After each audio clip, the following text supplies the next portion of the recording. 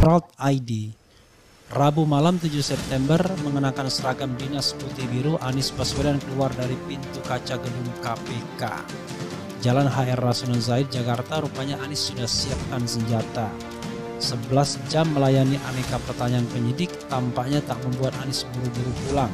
Sebaliknya, berbekal mikrofon yang dibawa stafnya, dia melayani pertanyaan awak media yang berjam-jam menunggu.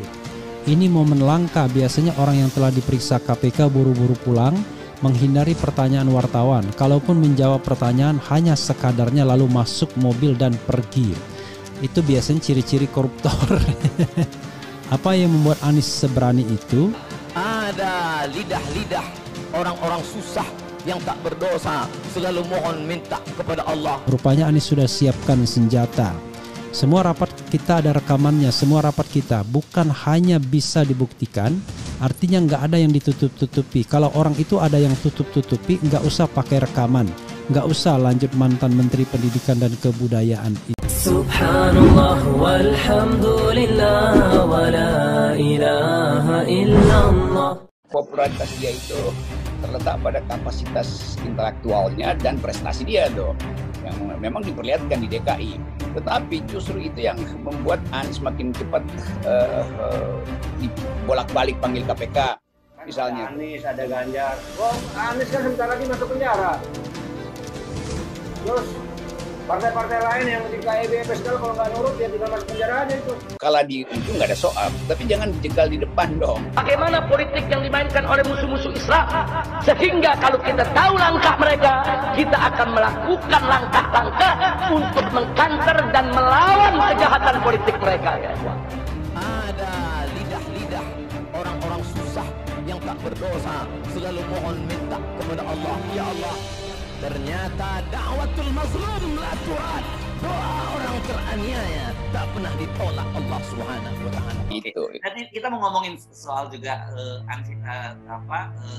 political conspiracy ini yang diteriakan oleh Demokrat dan PKS soal skenario menjegal Anies Baswedan. Saya kira ini kalah menariknya, dan saya heran sih kenapa baru Demokrat dan PKS baru teriak sekarang. Kita juga udah tahu lama kan soal itu. Ya udah pasti, berkali-kali kita bahas bahwa dalam setiap saat begitu elektabilitas Anies naik, sprintnya bertambah, kira-kira begitu. Jadi elektabilitas Anies itu ada cepat dengan bakal turunnya sprinting.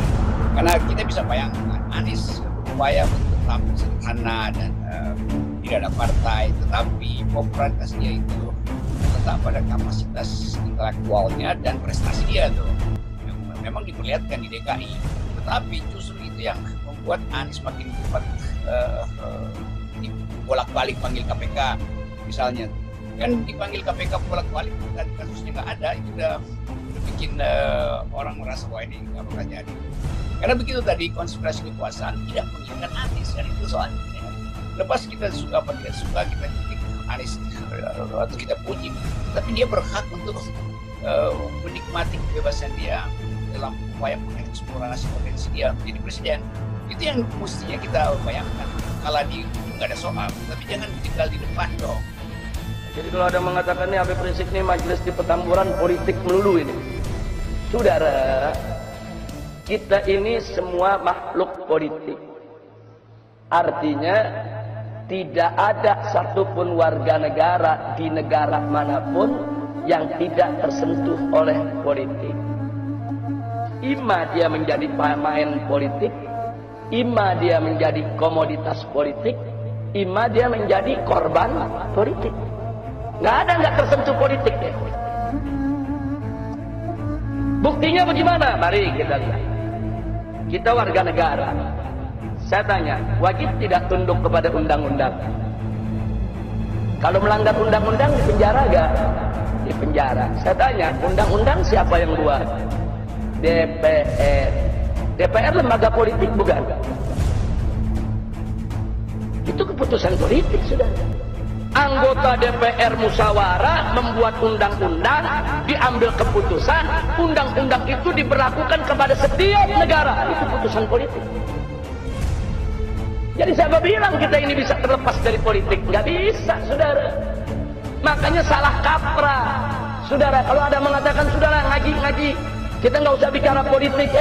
Kalau kita nggak bicara politik, nanti para bajingan yang main politik sudah. Kalau umat Islam tidak berpolitik, nanti yang berpolitik itu koruptor, bajingan, orang kafir, saudara, orang-orang yang akan ngerjai kita semua. Nggak bisa. Sekarang umat Islam jangan berpolitik, umat Islam jangan bicara politik. Akhirnya umat Islam pada bodoh soal politik, saudara. Kiai nggak ada mendekat ke politik, habaib nggak ada mendekat ke politik. Akhirnya yang masuk ke jurang politik hanya para bajingan, para penjahat, saudara, mereka yang tidak menjalankan ajaran agama. Akhirnya mereka yang buat undang-undang, mereka yang buat keputusan, mereka yang buat aturan, kita yang mesti melaksanakan. Jangan, kalau kita nggak mau berpolitik praktis, silakan. Tapi jangan sampai mengatakan, saya nggak mau bicara politik sama sekali. Nggak boleh, saudara. Nggak boleh. Kalau Anda tidak berpolitik, saudara, Anda akan jadi komoditas politik. Berapa banyak majelis-majelis taklim menjadi komoditas politik, saudara? Hanya dijadikan sekrup oleh partai politik. Begitu lagi pilpres, begitu lagi pilkada, bantuan diberikan kepada berbagai macam majelis-majelis taklim untuk dukung calon ini, dukung calon itu, dukung partai ini, dukung partai itu. Itu namanya komoditas politik. Hanya diperalat kok, cuma dijadikan sekrup kok. Tanpa majelis-majelis taklim tadi, saudara, punya hak untuk menentukan siapa calonnya, cuma dijadikan sekrup untuk memperkuat orang lain. Maka itu kita katakan di sini khususnya kepada generasi muda yang punya bakat politik, masuk politik. Tapi ingat, kalau Anda mau jadi politisi, kalau Anda mau jadi pemimpin di negeri ini, dari mulai Anda muda, dari mulai sekarang, jangan melakukan suatu pekerjaan yang akan menyulitkan Anda di masa depan. Jangan mencuri, jangan berzina, jangan menenggak minuman keras. Saudara, jangan berbuat yang asusila. Ini anak-anak muda, subhanul yawm rijalul ghad, pemuda hari ini, pemimpin di hari yang akan datang. Kalau hari ini Anda melakukan tindakan-tindakan asusila, tindakan-tindakan amoral, itu akan terus melekat sampai Anda dewasa nanti. Dan bahaya kalau Anda punya segudang kekurangan, segudang celah, segudang kejahatan, jangan terjun di politik. Berbahaya. Kenapa? Sebab kejahatan Anda, kebijakan Anda, keburukan Anda akan dijadikan alat oleh musuh untuk memeras Anda. Itu akan terjadi pemerasan politik. Bikin undang-undang macam ini ya. Kalau kau nggak setuju, ini nanti kejahatanmu kami ungkap. Bikin aturan seperti ini ya. Kalau kau nggak setuju, ini nanti kebijakanmu akan kami sebarluaskan ke tengah masyarakat. Ini namanya pemerasan politik. Jadi kalau Anda mau jadi pemimpin di negeri ini kayak anak-anak muda, Anda mau jadi anggota dewan, Anda mau jadi menteri, Anda mau jadi presiden, dari sekarang jadilah pemuda yang bersih. Bersih. Bersih akidahnya, bersih syariatnya, bersih akhlaknya. Sehingga begitu ke depan Anda menjadi pemimpin bangsa, tidak ada yang bisa memeras Anda. Nggak ada yang bisa ngancam, nggak ada. Anda bisa dengan bebas mengambil keputusan tanpa ancaman, tanpa pemerasan politik. Nah, ini yang mesti ditanamkan ke anak-anak muda kita. Jangan anak-anak muda kita diajarin dari muda, jangan berpolitik, jauhkan diri dari politik. Nah, kalau anak muda yang bagus pada jauh dari politik, akhirnya main politik narkobais semua. Nah, kalau pecandu narkoba main politik, akhirnya besok ada undang-undang melindungi narkoba. Jadi sekali lagi ya kawan, jangan sampai kita termakan. Saya tidak suka ikut partai politik, saya nggak mau ikut politik praktis, tapi saya tidak boleh buta politik. Harus tahu politik, harus ngerti politik.